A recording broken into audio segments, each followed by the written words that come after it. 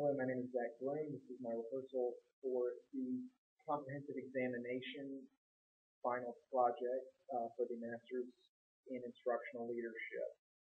In this presentation, I will be discussing two classes, the Action Research class, as well as IL 564 legal issues in education. So the first one is the Action Research project. My project was identifying potential dropouts at the ninth grade level. This took place at Moody High School in the spring of 2014. The idea behind the project was that Moody had only a 75% graduation rate and had a over 7% dropout rate. So what the goal between myself, another teacher, and the assistant principal at the time was to try to set up a program to identify these future dropouts so we can help them at a younger age before they do in fact become dropouts and contribute to the poor statistics associated with dropping out of high school. So the first thing we looked at was what the problem was. As I said, low graduation rate, high dropout rate. A little background on Moody. Really, kids were coming to school in ninth grade, and they had been struggling before then, but before they'd just been getting socially promoted. And then they got to ninth grade and were never able to advance much further, so by the time they turned 17, they'd be dropping out. So we examined some of the research. It was who drops out. A lot of research said the people who drop out are the ones who are disengaged, aren't there. A lot of truancy issues leads to future dropouts. And also kids who just they have gaps. They were never taught material, and so they get to high school without any foundation. The other thing we looked at was, is the dropout age too low?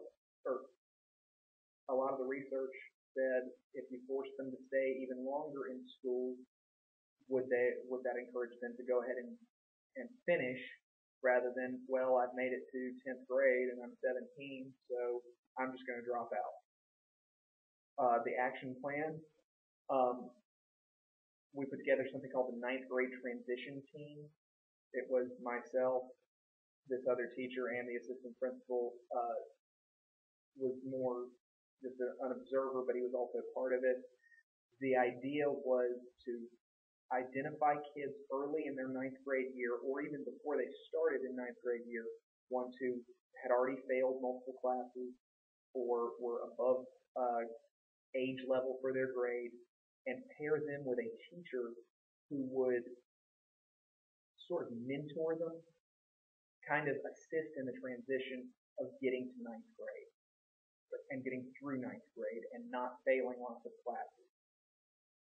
It was not every teacher was completely on board, and it was understandable. Teachers have so many things to do, but there were a few who were willing to take on. It was never going to be more than 1 or 2 students maximum that a teacher dealt with, and it wasn't incredibly in-depth. It was more of basically a weekly time after school that the teacher would check grades, talk to them, and offer any tutoring. And it rotated from teacher to teacher as to who was doing tutoring. Basically, the idea was, let's get kids caring about their grades rather than being there because they have to be. So we started it at the end of the 2014 school year, or the 2013-2014 school year, with just a couple of students who were failing but showed interest in actually not failing. I took on a student, 2 other teachers took on a student, and just kind of, really at that point, it was just giving encouragement and assisting when needed, tutoring when needing, or setting up tutoring when needing. We would also call the parents and make sure that they were okay with this program for their child. So the problem with the program was that I'm no longer at the school. The other teacher who assisted me is no longer at the school, and the program pretty much fizzled out. We started, the kids were hesitant because they didn't want to have to stay after school to talk to a teacher, but they were at least making more of an effort. The the program was not continued after I left and after the other teacher left. And then at my new school, that's dropouts are not an issue. We have an over 90% graduation rate. The dropout rate is under 2%.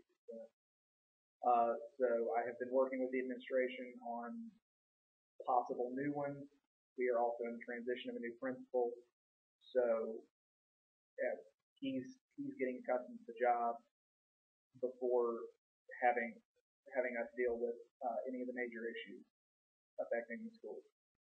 All right, so that is the IL 510 Action Research class. The other class that I'm going to discuss is a presentation from the legal and ethical issues in education from IL 564. I actually gave a presentation on this that will be shared with the new teachers especially, but also the rest of the staff about the legal issues facing education today, because too many teachers are in the news for the wrong reason. And part of it is poor decisions, but some of it also is that they just don't know what they can and can't do. So that was the goal of this presentation. We talked to them about liability in student records, how you can and can't handle student records, how big of an issue privacy is, and confidentiality, especially dealing with kids. We also discussed about individuals with disabilities, IEPs, 504 plans, who they need to talk to, what they need to do to make sure that they are in compliance with anything written down on any piece of paper about every student. So teachers don't need to be losing their jobs because they didn't follow an IEP correctly. Then we discussed the code of ethics, which everyone in college would have seen coming out, but it's a good refresher to know what the code of ethics is, just as what you can and can't do. We then discussed search and seizure, and basically what I was telling them was, as a teacher, let the administration do more with handling search and seizure. Teachers don't need to get in hot water because they went into a student's backpack when they probably shouldn't have been doing so. Next one was due process. Just kind of explaining the different types of due process and how every student is entitled to due process whenever anything disciplinary happens. Then we also talked about prayer in school, and basically explained to them that as long as it's student-led and the teacher's not leading any prayer in school, then it's okay. Teachers need to avoid prayer in school. Just they don't need to have an angry parent calling saying that they led a prayer when they're not supposed to. And then that also led into religion in school, which same issue. Basically, what I was telling teachers in my presentation was, don't even touch religion. You can teach it from or you can talk about it from an educational point of view, and that's the maximum. I encourage them to not even say a word about religion at all, because everyone's entitled to their beliefs, and teachers don't need to either push their beliefs on a student or let that become an issue in class. All right, these are the references I used for the both presentations. Thank you very much. I have learned so much in my time in the program. I look forward to one day becoming an administrator and using everything that I've learned to be the best administrator I can be. Thank you very much for your time.